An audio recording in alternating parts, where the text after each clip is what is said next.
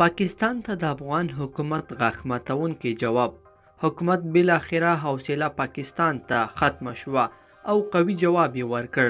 افغان حکومت د ترهګرو په اړه پاکستان ته تازه څه ویلي دي؟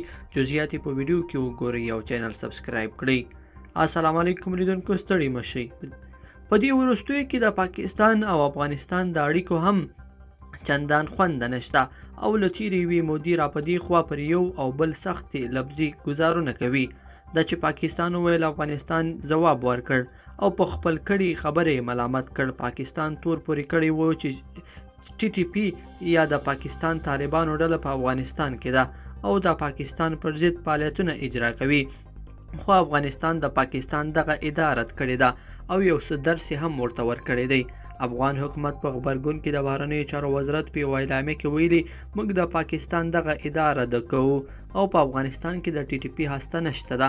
د افغانستان د بهرنیو چارو وزارت په خپره کړې اعلامیه کې ویلي چې دوی د خپل ملي امنیت د پالیسۍ له مخې له ترهګرو سره بې توپیره چلند کوي او دا اجازه هیڅکله نه ورکوي چې د افغانستان خاوره د نورو هیوادونو پر ضد وکاروي او یا هم هلته جګړه ییز فعالیتونه وکړي.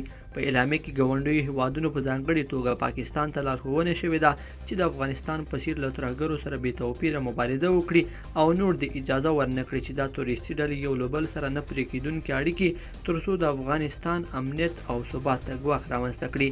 پاکستان په دې وروستیو کې د افغانستان لپاره پوره چمتووالی نیولی او هر بدلون چې رامنځته کېږي نو 2-3 چارواکي حتمي د دوست او یا هم دښمن رول پکې ادا کوي چې د ښو احسانونو بیا پرې افغانان اچوي او بد خپل بد دي. پاکستان کوښښ کوي چې په دې وروستیو څرګندونو سره ځان لپاره یو غوره لوری وټاکي تر څو په هر شوني بدلون کې د دوی او پاکستان ګټې خوندي او بې زیانه شي. لومړي وزیر عمران خان د طالبانو له لوري د زور رامنځته کولو شوی حکومت ته د پولې تړلو ګواښ کړی، خو په مقابل کې دلته پر افغان دولت هم ګزار وکړ چې له ټي ټي پي سره اړیکې لري او په پاکستان کې ترهګریز فعالیتونه ترسره کوي. لیدونکو په دې هیله چې دا مطلب به مو تر پایه لیدلی وي. که مو دغه ویډیو خوښه شوې ویډیو لایک کړئ او چینل سبسکرایب کړئ. تر بیا ښه وخت.